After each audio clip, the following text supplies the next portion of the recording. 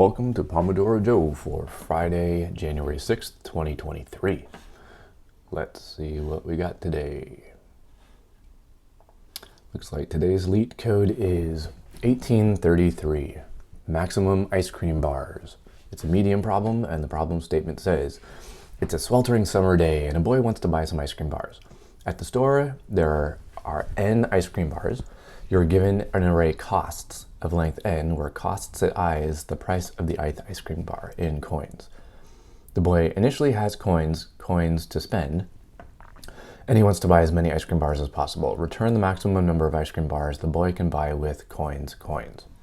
Note, the boy can buy the ice cream bars in any order. Okay, and then we have some constraints. Looks like everything's within 10 to the 5th or 6th. I can't tell, it's too small. All right. This actually doesn't seem like a medium problem. This seems like an easy problem. Let's set our Pomodoro timer here, 25 minutes on our Pomodoro timer, and we'll get going. So this is just a cost budget type problem. Like, if I have a limited budget coins and I want to buy the most of something, I'm just going to buy the cheapest ones I can. So let's just do that. We'll sort all of our costs and just start buying the cheapest ice cream bars we can buy. So first thing we'll do is we'll sort our costs. So we'll have a sorted costs, and that equals sorted costs. That's pretty straightforward. Okay, then we're going to need some way to keep track of how many coins we have left. So we'll have remaining coins. So we'll have remaining coins, and we'll start that equal to coins. And then we need to keep track of how many ice cream bars we've bought so far. So we'll have some result, and that'll be equal to 0 to start with. At the very end, we will return our result. And that's what we need for the basics. Now we just start buying ice cream bars until we can't buy anymore. So for cost in sorted costs. So we're going to go through from the cheapest to the most expensive. If the cost is less than or equal to our remaining coins, so we still have enough to buy this one, then we'll buy it. And so we have to reduce our remaining coins by that cost. Minus equals cost. So we've paid for it, and now we get to add it to our result. We just add 1 bar to our result. Then if this bar costs too much, well, then we're out of luck. We can't buy any more bars, so we'll just break at this point. So we break out of our loop, and we'll return our result. That should be it. Just buy the cheapest ice cream bars possible. All right, and we'll submit that.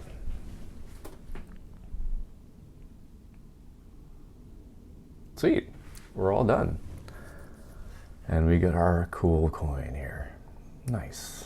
I'm very satisfied. Okay, our algorithm is kind of in the middle. It's not great. We beat only 41% of other solutions in terms of runtime. We only beat 17% in terms of memory. There's one thing we can do about the memory, although I hesitate to do it. So we'll jump back. I'll show you what you can do, but I don't recommend doing this in production code. So one thing we're doing here, we get some input of costs. It's a list of integers. We're sorting those costs and creating a new list of that sorted costs. You don't have to create this new list. You could sort these in place.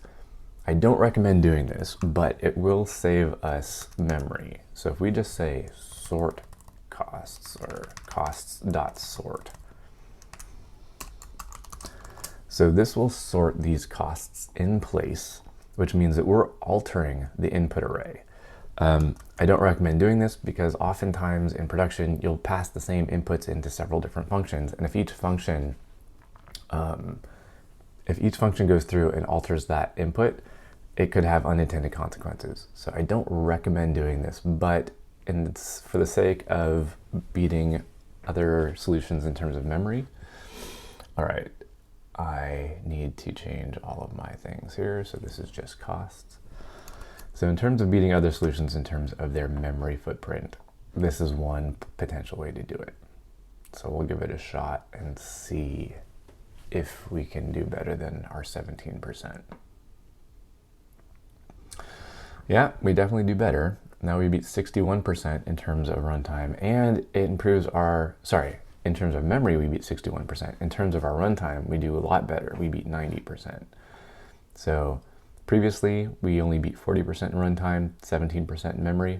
Now we're beating 90% in runtime and 61% memory.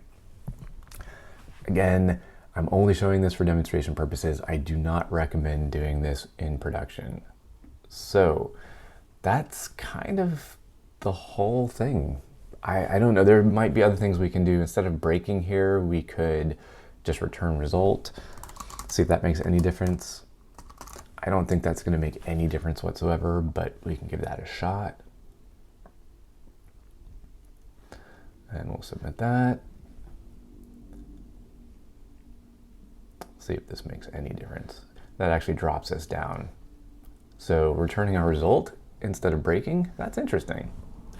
It gives us a worse runtime and a worse memory footprint. That is strange. Maybe I was looking at the wrong thing. Let me try that again. No, that's interesting. The other option we can do, sometimes when you have a conditional like an if and an else, underlying that are some jumps. Basically, if you look at the assembly code, you're gonna have to jump to addresses. Sometimes you can do better by just having a continue here instead of having this else block, and then this will be indented. So if we ever don't continue, we'll just return our result. Sometimes that could be better. We'll see if it makes any difference in this case. I would doubt it, but we can see. It seems to make a little bit of difference in terms of our runtime. 79% instead of our previous 48%. Memory doesn't change. And we'll try one last thing. Instead of the return result, we will break out of our loop here. All right, see if that makes any difference. Now we only have one return from the function instead of two.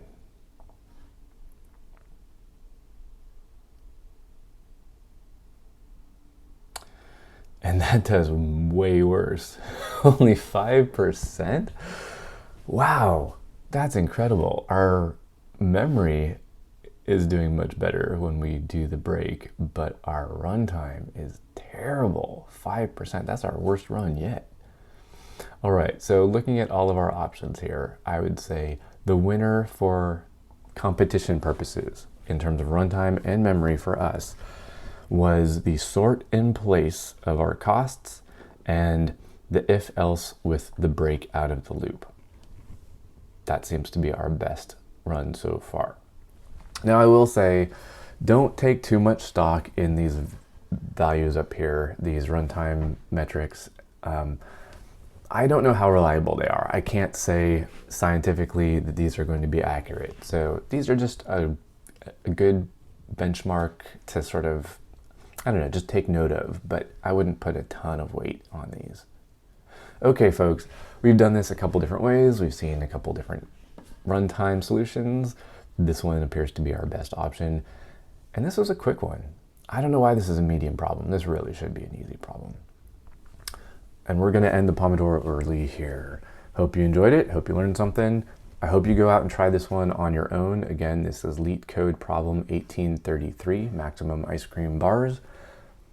So yeah, go out and write better code.